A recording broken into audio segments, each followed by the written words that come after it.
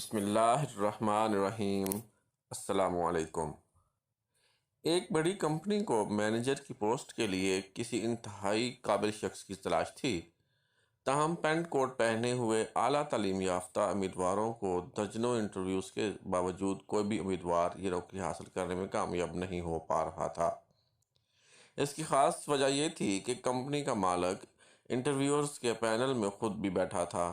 اور جب پینل کے دیگر ممبران اپنے سوالات مکمل کر لیتے تو مالک آخر میں ہر امیدوار سے یہ سوال ضرور پوچھتا کہ ایک اچھے مینیجر کی سب سے خاص بات کیا ہوتی ہے۔ اس سوال کے جواب میں کوئی امیدوار کہتا کہ ایک اچھے مینیجر کو وقت کا پابند ہونا چاہیے، کسی کا جواب ہوتا اسے پروفیشنل ہونا چاہیے، کوئی کہتا اسے اسکلڈ ہونا چاہیے، اسی طرح کوئی تجربہ کاری، کوئی ذمہ داری تو کوئی ایمانداری کو اچھے مینیجر کی پہچان بتاتا۔ تاہم کمپنی مالک ان میں سے ہر جواب پر غیر تسلی بخش انداز میں خاموش ہو جاتا اور امیدوار کو جانے کا کہہ دیتا۔ پینل کے دیگر ممبران ایک تو انٹرویو کر کر کے تنگ آ چکے تھے، دوسرا وہ اس تجسس میں تھے کہ آخر کمپنی مالک کے نزدیک ایک اچھے مینیجر کی سب سے خاص بات کیا ہو سکتی ہے۔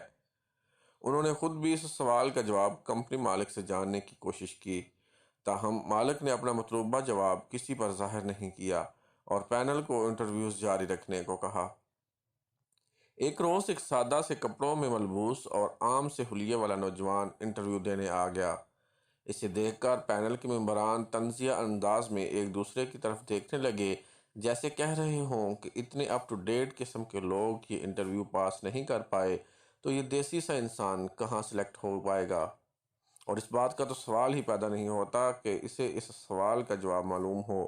جو باقی امیدواروں کی ناکامی کی وجہ بنا۔ خیر، نوجوان نے پینل کے سوالات کے انتہائی اعتماد سے جواب دیے، جس کے بعد کمپنی کے مالک نے اپنا سوال پوچھا،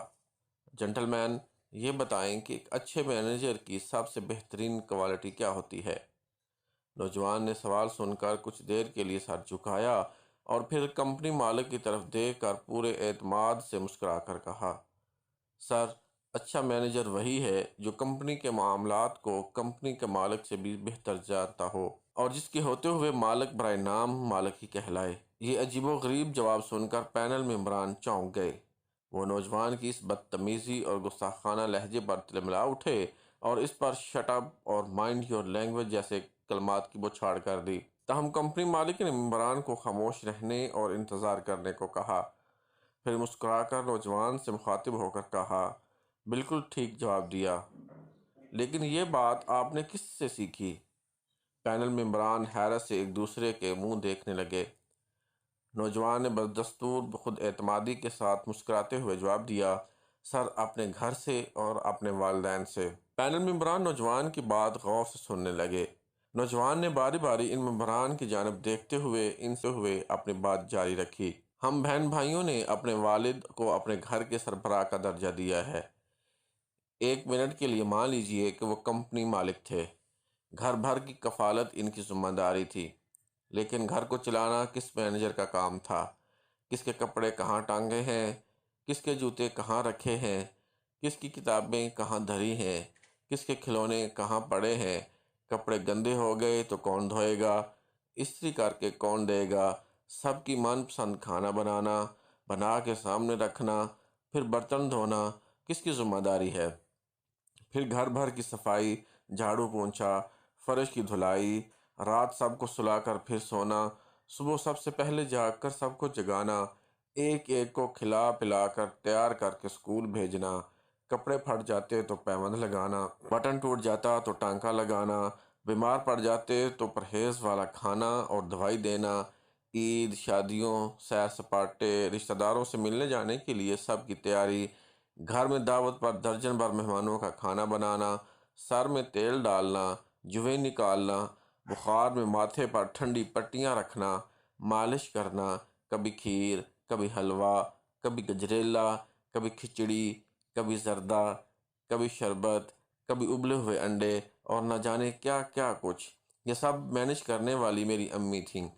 وہ شاندار مینیجر تھیں۔ کبھی بھول کر ہم ابو سے پوچھ لیتے کہ ہماری فلاں چیز کہاں پڑی ہے تو ڈانٹ کر کہتے، ارے بھائی مجھے کیا معلوم، اپنی امی سے پوچھو، اور اس سے بھی مزیدار بات یہ کہ خود ابو کا موبائل، پرس،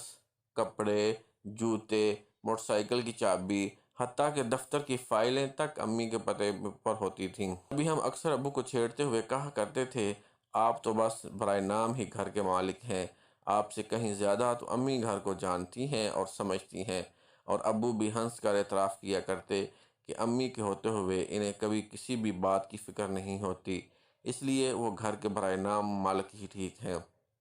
بس سر، اس لیے میرے نزدیک ایک اچھے مینیجر کی یہی تعریف ہے۔ کمپنی مالک نے تحسین آمیز نگاہوں سے نوجوان کو دیکھا اور پھر پینل سے مخاطب ہو کر کہا، آپ سب نے اس نوجوان کا جواب سن کر اسے ڈانٹ دیا تھا، لیکن اب جب کہ اس نے اپنے جواب کی تشریح کی ہے تو مجھے امید ہے کہ آپ سب سمجھ گئے ہوں گے کہ اس کے جواب کے پیچھے اس کا مشاہدہ بھی ہے اور عمر بھر کا تجربہ بھی اور ایک ٹھوس نظریہ بھی۔ مجھے بھی ایسا ہی مینیجر چاہیے جس کے ہوتے ہوئے میں برائے نام مالک اور بے فکر شخص بن جاؤں۔ یہ کہہ کر کمپنی مالک نے نوجوان کو مینیجر کی پوسٹ کے لیے منتخب ہونے کی مبارکباد دیتے ہوئے مصافحہ کے لیے ہاتھ بڑھایا اور پینل کے ممبران کھڑے ہو کر تالیاں بجانے لگ گئے۔ اس کہانی کے دو پہلو ہیں، ایک تو یہ کہ گھر کا ماحول بہترین درسگاہ ہے، اور دوسرا یہ کہ دوسروں کو قائل کرنے کے لیے رٹی رٹائی اور گھسی پٹی کتابی باتوں کا سہارا لینے کی بجائے سادہ الفاظ، عملیات پسندی اور فطری مشاہدات پر مبنی